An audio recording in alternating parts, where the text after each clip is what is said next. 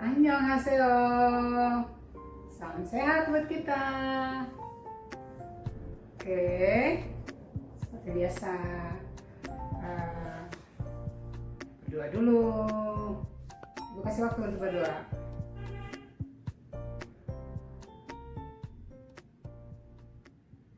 Oke, semoga berkah apa yang kita kerjakan hari ini. Sebelum kita lanjut ke materi hari ini, pastinya absen dulu. Daftar hadir diisi ya. Ya, oke. Hadir semuanya, disahkan hadir semua. Kelas 12 itu pastinya hadir semua.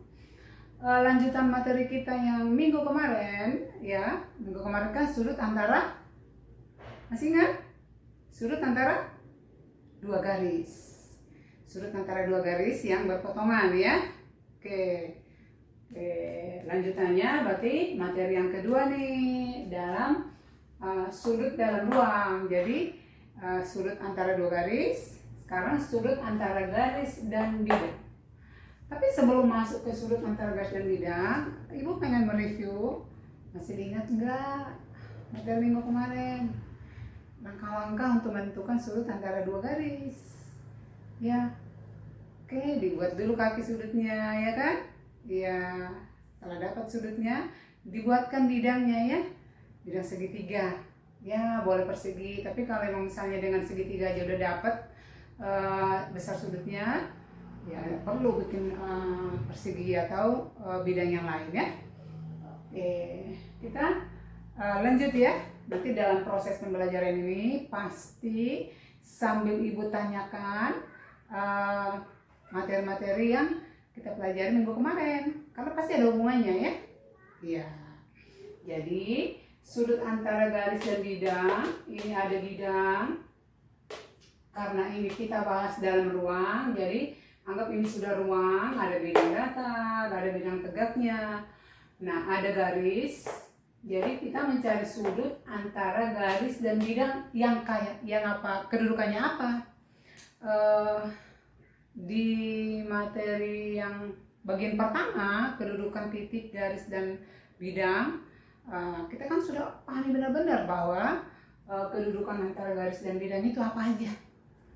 Kedudukannya itu posisinya apa aja kalau antara garis dengan bidang. Ada apa? Garis dengan bidang sejajar, ya kan? Ada juga yang garis menembus bidang, gitu ya. Iya. Nah, ini nih posisi yang kedua, garis menembus bidang atau garis berpotongan dengan bidang. Misalkan garis AT menembus bidang. Kita beri nama bidangnya ini misalkan bidang U, yang ini bidang V. Ya. Oke. Jadi garis AT menembus bidang U di titik T, berpotongan. Garis itu memotong bidang di satu titik, yaitu titik T. Oke. Langkah-langkah apa sih yang kita akan lakukan supaya kita bisa menentukan besar sudut antara sebuah garis dengan sebuah bidang? Maka langkah pertama anak-anak, proyeksikanlah garisnya terhadap bidang. Materi minggu kemarin kita sudah belajar, bukan kemarin ya, 2 minggu yang lalu ya, kita sudah belajar menentukan proyeksi garis terhadap bidang. Kalau pengertian proyeksi itu sendiri apa? Masih ingat nggak? Kalau pelajaran 2 minggu yang lalu masih ingat nggak ya kira-kira ya? Ingat anak-anak pintar ya? Ya, proyeksi itu kayak bayangan ya, bayangan. Jadi kalau garis AB, di mana bayangannya? Maksudnya kalau ini ada sinar dari atas terhadap bidang, di mana bayangan garis AT? Gitu ya anak-anak. Kalau misalnya saya balik nih pelajaran di fisika mungkin ya, proyeksi. Misalkan ada garis gini nih. Ini ada garis, terus ada titik di sini. Di mana proyeksi titik A terhadap garis ini? Jadi kan bayangannya ya, pasti tegak lurus dong. Kalau bayangan ya ada sinar dari atas, bayangannya pasti di bawah ya, dan akan tegak lurus ya. Kalau misalnya ini A, ini biasanya dikasih nama aksen. Aksen itu berarti bayangan titik A. Jadi proyeksi titik A terhadap garis ini, atau misalkan ini garis G adalah di sini. Ini aksen. Jadi bayangan. Itu kalau titik. Sekarang kalau garis. Garis itu kan terdiri dari banyak titik. Ya minimal 2 aja. Jadi kalau garis, titik yang ujung-ujungnya aja kita proyeksikan. Karena titik T sudah terletak di bidang U, maka T aksennya juga di sini. Di situ-situ juga gitu artinya ya. Iya dong. Ibaratnya kita nih kalau berjalan di panas matahari, berjalan, mataharinya misalnya dari sebelah kanan ya kan. Kalau kaki kita tetap nggak di situ bayangannya. Tetap ya, kepala kita yang ada ke sana ya. Nah, seperti itu ya. Jadi yang ini, di sini bayangan T aksen. Sedangkan A di mana bayangannya? Tarik tegak lurus ke sini. Proyeksinya itu jadi tarik tegak lurus ke sini. Nih. Tarik tegak lurus. Maka kalau di sini kita beri misalkan ini A aksen, ya kan? Sudah bayangan. Sedangkan bayangan T adalah dirinya sendiri T aksen. Karena AT tadi mewakili ruas garis, mewakili garis yang akan diproyeksikan ke bidang, maka bayangannya adalah atau hasil proyeksinya adalah T. Oke, sebentar. Adalah T aksen, A aksen. Tapi karena ini tadi T sama dengan T aksen, boleh saya hapus ya, karena di titik yang sama supaya nggak terlalu banyak titik di gambar ini. Maka bayangan garis atau proyeksi garis TA terhadap bidang U adalah T A aksen. Paham nggak? Paham kan? Jadi sebelum kita menentukan sudutnya, langkah pertama adalah proyeksikan dulu garis ke bidangnya. Sebelum saya masuk lanjut ke sudut, kita pastikan dulu anak-anak paham mengenai proyeksi ya. Ya, kalau nanti saya tanya gini nih, AG kan diagonal ruang. Yang mana proyeksinya terhadap ABCD? Kalau bidang proyeksinya ABCD, AG A-nya ada di bidang ABCD, sedangkan G-nya kan di luar bidang. Jadi yang diproyeksikan tinggal satu. Ya kan? Maka yang ini proyeksinya di sini dong. Kan tegak lurusnya pasti di sini. Jadi proyeksi garis AG adalah AC. Paham dong? Ibu hanya mengulang aja karena kan proyeksi itu sudah diajarkan 2 minggu yang lalu. Hanya mereview aja. Kalau sudah paham proyeksi, maka kita masuk ke materinya. Materinya apa emang? Sudut antara sebuah garis dan sebuah bidang. Jadi karena sudah dapat proyeksinya, yang pertama ini tadi garisnya, maka sudut yang dibentuk oleh garis dan bidang adalah sudut yang dibentuk oleh garis dan proyeksinya. Proyeksinya itu kan terletak di bidang. Paham nggak?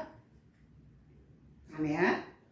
Jadi sudut antara garis ini dengan bidang U adalah, diulang yang tadi, sudut yang dibentuk oleh garis dan proyeksi garisnya. Karena kan garis ini sudah terletak di bidang. Jadi mewakili bidang adalah garis proyeksinya gitu loh. Maka sudutnya adalah A aksen. Berarti di sini dong sudutnya. Kita misalkan alfa boleh. Anda menentukan sudut. Kita belum menentukan besarnya, baru menentukan sudutnya yang mana, gitu ya. Paham? Menentukan sudutnya aja dulu. Nanti baru langkah-langkah untuk menentukan besar sudutnya. Kita pakai unsur-unsur yang ada dalam segitiganya mungkin.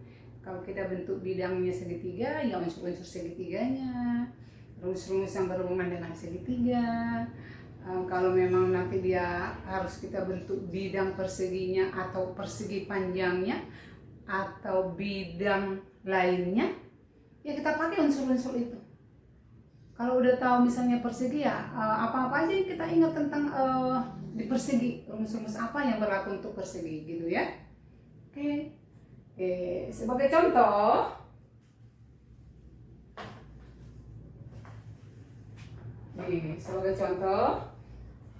ada sebuah kubus ABCD EFGH, misalkan rusuknya 4 cm.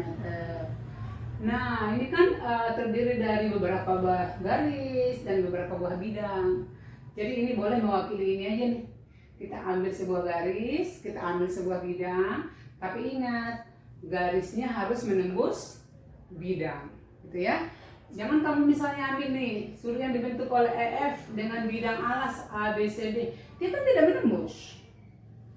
Kalau nggak menembus, apa kedudukannya? Ibu ulangi, tadi garis EF dengan bidangnya yang di alas nih, apa dong kedudukannya tuh? Kedudukan garis terhadap bidang apa aja? Ada yang menembus tadi satu, apa lagi? Ada yang sejajar, tidak ada bersilangan ya. Jadi kedudukannya hanya 2, kalau nggak menembus, jajar. Oke, kita cari yang menembus atau berpotongan.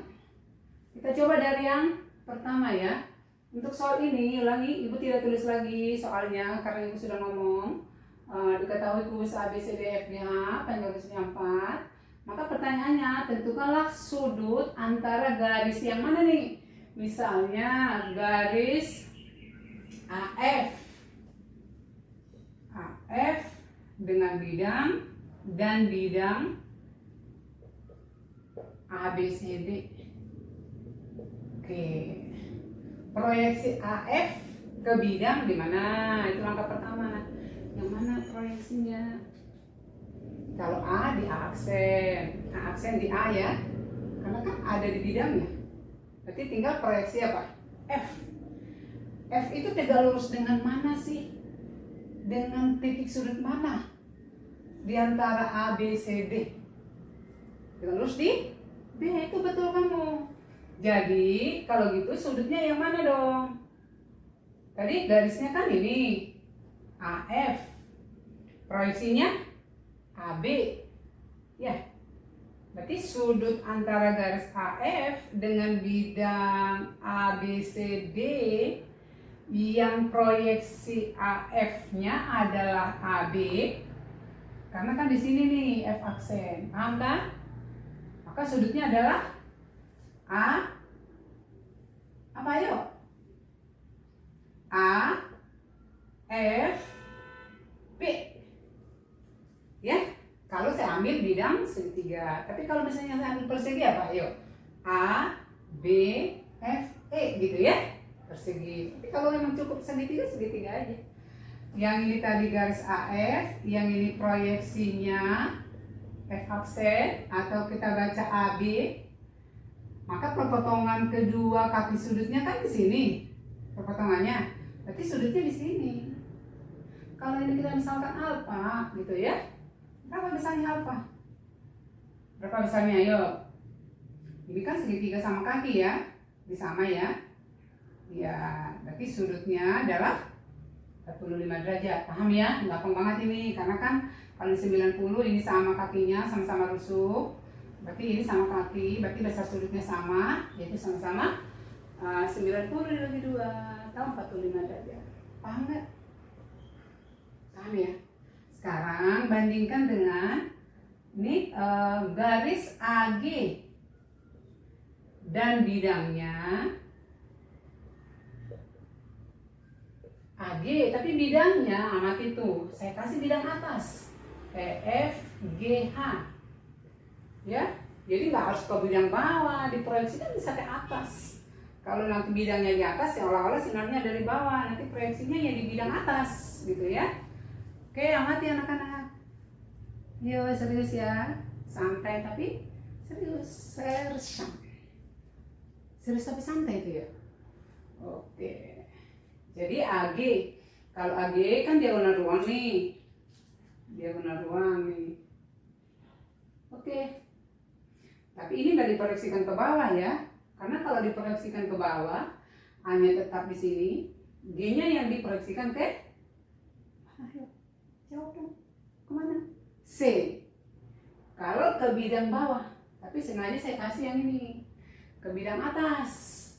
Kalau bidangnya EFGH, garisnya AG, berarti kan nih udah kelihatan sih dari titiknya aja nih ada yang sama nih ya kan. Berarti G tetap di G ya. G aksennya tetap di G. Sedangkan A aksennya di mana?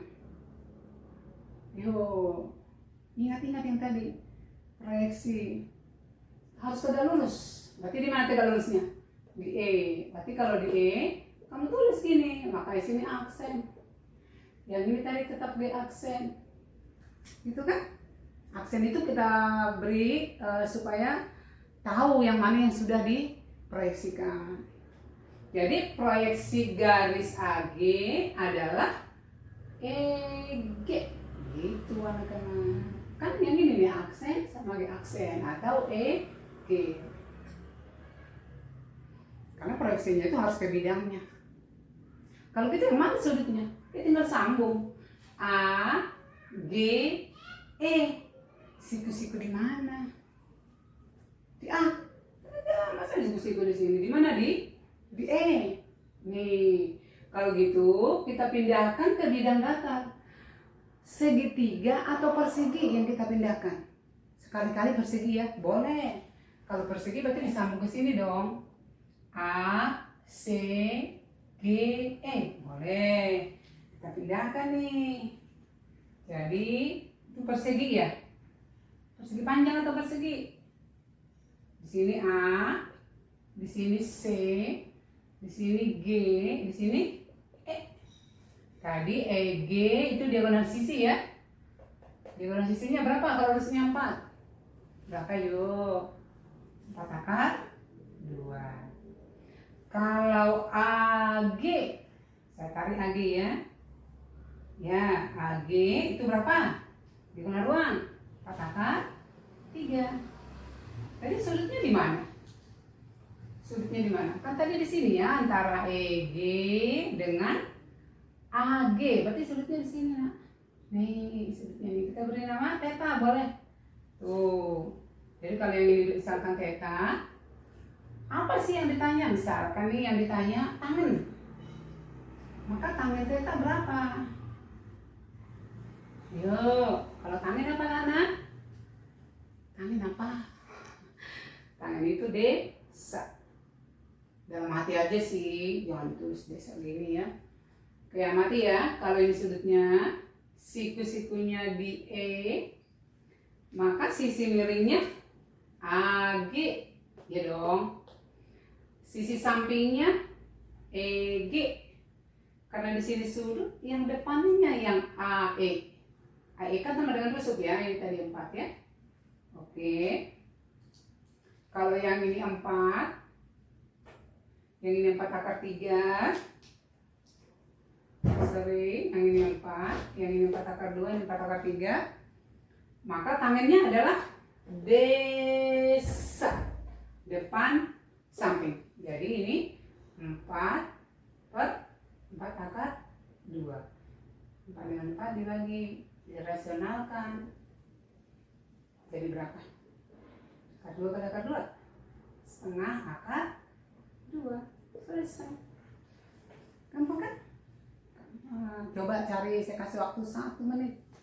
Cari di sini kosnya. Kos theta, ayo. Ditunggu. Angkat tangan kalau udah. Mau kelihatan sama ibu? Ya, bisa kelihatan jarak jauh. Ibu kan bisa melihat jarak jauh. Yo, kalau kos ini sami. Yang mana sampingnya? Berapa hasilnya? Setengah atau sepertiga? Sepertiga kan? 6. Oke, kita cari dapat dari mana sepertiga akar 6. Benar nggak ini sepertiga akar 6? Kita coba ya. Yang ini kosnya samping 4 akar 2. Per miringnya 4 akar 3. Iya kan? Sama-sama dikali akar 3 per akar 3. Akar 3 kali akar 3 3. Akar 2 kali akar 3 akar 6. Ih, betul banget kamu ya. Ada yang betul di situ ya. Kalau betul gimana? Yes. gitu ya. Kalau betul itu memotivasi diri ya, supaya kita termotivasi. Karena sebenarnya kita itu semuanya pintar anak-anak, semuanya kuat, tapi kadang-kadang tidak dimanfaatkan semaksimal mungkin ya. Oke, kira-kira apa sih kesimpulannya? Kalau mencari sudut antara garis dengan bidang nggak susah-susah ya. Tadi langkah pertama apa? Proyeksikan garisnya ke bidang. Tadi memproyeksikan, tarik supaya tegak lurus. Ya, ada bayangannya di mana? Bayangan itu pasti tegak lurus. Kalau bidangnya di atas, berarti nanti bayangannya di atas. Ingat, kalau bayangan A berarti harus tegak lurus dengan dia, tegak lurus dengan bidangnya ya. Oke, sekarang tanpa hitungan aja. Saya tanya sekali lagi. Kalau seandainya ibu tanya nih, AG ke bidang samping kiri, kiri kamu nah, ya. AG ke bidang ADHE. Kalau bidangnya ADHE, ibu tulis ya di sini ya. Nanti kamu dicoret-coretan aja. Bidangnya ADHE, bidang samping kiri. Sedangkan garisnya masih garis AG. Nah, yang mana sudutnya nih antara ini dan ini? Proyeksi A tetap di A dong, ini kelihatan dari sini di sama ada di A, ya kan? Berarti A terletak di bidangnya, ya kan? Artinya menembus garis AG, menembus di A. Kita memotong, ya? Memotong di A. Sedangkan proyeksi G di mana? Tunggu. Terus gambarkan cepat. Oh sini, terus gambarkan garisnya. Terus ingat siku-sikunya di mana? Ingat yang tadi kalau ditanya sinus demi, kalau kosami, kalau tangan desa, ya kan? Ya cepetan, coba ayo. Proyeksi G di mana? Di H. Jadi proyeksinya ini adalah AH. Karena kan G tegak lurus ke sini. Di sini kan tegak lurusnya. Jadi bayangannya di sini. Ke aksennya, kita hapus nih di aksen. Sementara yang ini aksennya tetap di sini. Ya kan? Ya. Berarti bayangannya adalah AH. Oke? Paham? Jadi kalau garisnya AH dengan AG, sudutnya di mana dong? Di mana sudutnya? Di A, ya kan? Ya, jadi kalau digambar kira-kira gini dia. Di sini H, di sini A, di sini G. Ya. Yang ini dengan ini sudutnya di mana? AG dengan AH, sudutnya di sini. Misalnya theta ya theta. Seperti itu ya. Setelah dapat segitiganya, dapat nilai-nilainya, maksudnya ini berapa panjangnya. Kalau memang ini yang diketahui, ini ditanya ke Pitagoras. Kalau misalnya kayak gini bisa langsung kita amati dari gambar, nggak perlu dihitung-hitung. Tapi kalau memang nanti ada kebutuhan Pitagoras, ingat. Terus Pitagoras itu apa? Kuadrat sisi miring sama dengan jumlah kuadrat sisi siku-sikunya ya, sisi siku-siku yang lain. Ya, oke. Jadi setelah dapat, kamu tinggal menentukan sudutnya. Jangan salah menentukan sudutnya. Kalau kaki sudutnya ini dengan yang ini, sudutnya di sini dong. Tapi kalau misalnya gini loh, nah ini kaki sudutnya CG sama AG, masa sudutnya di sini? Lihat di garisnya AG dengan CG, berpotongannya kan di G, maka sudutnya di sini. Tapi kalau AG dengan AC, berpotongan di mana? Di A, betul. Sudutnya di sini. Setelah tahu sudutnya, amati gambarnya. Siku-sikunya di mana kalau segitiga? Kalau siku-sikunya di mana? Di depan, berarti yang sini sisi miring. Kalau sudutnya di sini, ini sisi sampingnya. Yang di depan itulah sisi depannya. Paham?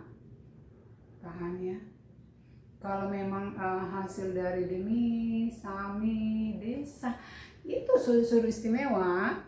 Misalnya setengah, angka-angka berapa sih untuk nilai-nilai trigonometri yang kamu yakin bahwa dia adalah sudut istimewa? Yo, angka berapa aja? 1, 0. Urutan berurutan. 0, 1. Oh, sebelum 1 ada ya? 0, setengah, setengah akar 2, setengah akar 3, 1. Ya. Ya, dan suruh relasinya di kuadran 2, di kuadran 3, kuadran 4. Ibu nggak nanya sekarang semuanya sekaligus karena nanti akan ibu cicil tanya ulang. Jadi bertanya itu juga harus dicicil karena itu kamu pelajari kelas 2 relasi sudut-sudut. Kalau yang saya sebutkan tadi 0, setengah, setengah akar 3, 1, itu kan yang di kuadran 1. Nanti ada kuadran 2, ada kuadran 3, ada kuadran 4. Ya. Oke. Tapi kalau hanya segitiga kan pasti yang di kuadran berapa? Karena sudutnya kan 180 ya. Iya. Jadi ya kalau kuadran 1, kuadran 2 ya. Jadi yang kamu ingat banget ya kuadran 1 dan kuadran 2. Oke. Ibu tinggal, kamu mati sebentar biar saya ibu cari dulu untuk latihan soal. Ada yang bertanya nggak? Oh, ada yang bertanya. Apa bedanya mencari sudut garis dengan sudut garis dengan bidang? Atau ada hubungannya nggak sih? Ada ya. Kalau tadi sudut antara dua garis, minggu kemarin sudut antara garis dengan garis, tinggal diapain ya? Dicari segitiganya atau perseginya atau bidang lainnya. Setelah dapat, ya tinggal diamati yang kayak tadi, apakah siku-siku atau tidak. Langsung dapat ya kalau dua garis, perpotongannya di mana, sudutnya dapat. Tapi kalau garis dengan bidang, bedanya atau ada lanjutannya. Ya, sebelum kembali ke menentukan sudut antara dua garis. Jadi sebenarnya sudut antara garis dengan bidang itu adalah sudut antara garis dengan proyeksi garisnya pada bidang. Gitu. Jadi kita mencari satu garis yang ada di bidangnya. Garis itu adalah proyeksi dari garis yang akan dicari sudutnya. Nih. Sebenarnya antara garis dengan bidang ini adalah carilah proyeksinya ini dulu. Setelah dapat garis proyeksinya, maka sudut antara garis dan bidang adalah sudut antara dua garis. Di mana dua garis itu salah satunya adalah proyeksi garis yang di awal. Oke, paham ya? Oke, kamu boleh amati sebentar. Diketahui, ini latihan soal ya. Diketahui limas beraturan. Limas beraturan. Kalau limas beraturan itu berarti alasnya persegi ya. T, A, B, C, D. Dengan panjang TA atau AT misalnya 10. Sedangkan sisi AB sama dengan misalnya 8. Jadi kalau udah beraturan itu berarti AB sama dengan BC sama dengan CD sama dengan AD. Ya, kalau saya gambar kira-kira seperti ini, tapi nanti kamu gambar yang lebih bagus ya. Oke, ini alasnya. Oke.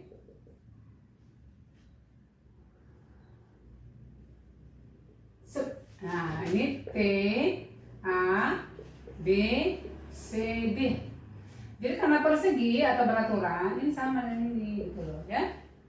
Oke, ini perpotongan diagonal AC dengan BD, langsung kamu kasih nama. Boleh O, boleh T aksen, terserah kan. Pertanyaan ibu yang kalian nanti kerjakan. Yang pertama, tentukanlah